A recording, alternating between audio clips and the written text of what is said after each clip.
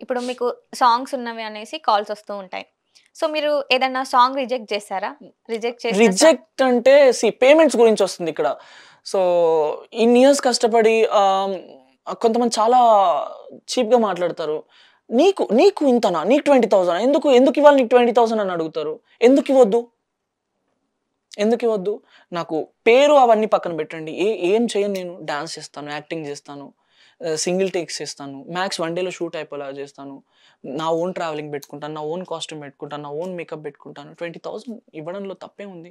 Okay. I understand. కొంతమంది ప్రొడ్యూసర్‌లు అందరూ 20,000 ఇచ్చేవాళ్ళు ఉండరు. కొంతమంది ఎక్కువ తక్కువ ఇస్తూ ఉంటారు. సో, దాన్ని బట్టి మాట్లాడొచ్చు. బట్ మాట్లాడే పద్ధతి ఉంటది కదా! సో, నీ నీ పద్ధతి బావుంటే నేను వచ్చి 5,000 కూడా చేస్తానేమో. ట్రావెలింగ్ మందని నేను చూసుకొని ఓకే. 5,000 కూడా చేస్తానేమో. ఇట్స్ ఆల్ అబౌట్ కమ్యూనికేషన్ అంతే. ఓకే. స్టార్టింగ్ ఎంత ప్రైస్ నుంచి చేశారు? స్టార్టింగ్ ₹1 కూడా తీసుకోలేదు నేను. ఏంటి? లేదు. 'డివైడియో' సాంగ్‌కి నేను ₹1 కూడా తీసుకోలేదు. నేనే రిటర్న్ పెట్టుకొని ట్రావెలింగ్ అవన్నీ పెట్టుకొని అది మిడ్ లాక్‌డౌన్‌లో ఎళ్ళా నేను అక్క దగ్గరికి. ఓకే. యాహ్! మిడ్ ఎందుకు లాక్‌డౌన్. తీసుకోలేదు మరి? నేను అడగలేదు. అండ్ అక్క వాళ్ళు కూడా ఏం ఎవరు ఇవ్వరు. ఆ ఛాన్స్ ఇవ్వడమే ఎక్కువ. అండ్ దట్టు ఆ టైంలో జానక పక్కన చేయడం పెద్ద విషయం పెద్ద నాకైతే. విషయం. సో, చాలా పెద్ద విషయం అన్నమాట.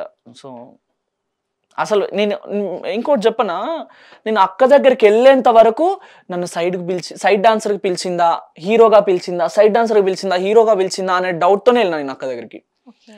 సో, ఎళ్ళినా ఇంక అక్కడికెళ్ళిన తర్వాత నేను మార్నింగ్ రెడీ అయ్యి సెట్‌కెళ్ళి కెమెరా ముందు నించునేదాకా నేను హీరో అని నాకు క్లారిటీ లేదు. అంటే ఎవరు చెప్పలే మీకు? ఎవ్వరు చెప్పలేరు. మరి ప్రాక్టీస్ చేయలేదా? ఆన్ ది స్పాట్ అక్క కొరియోగ్రాఫ్ చేసింది. ఓకే. అక్కనే కొరియోగ్రాఫ్. అక్కనే కొరియోగ్రాఫ్ చేసింది. మ్యాక్స్ అక్క చేసే పాటలకి మ్యాక్స్ అక్కనే కొరియోగ్రాఫ్ చేసుకుంటది.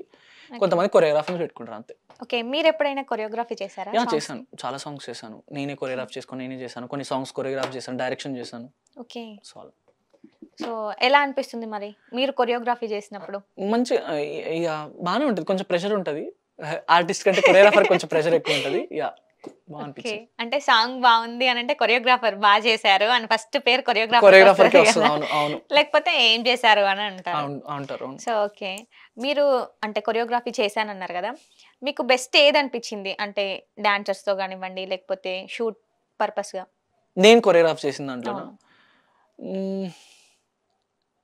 ప్రతి ఒక్కటి ఐ మీన్ అదే చెప్తున్నా కదమ్మా!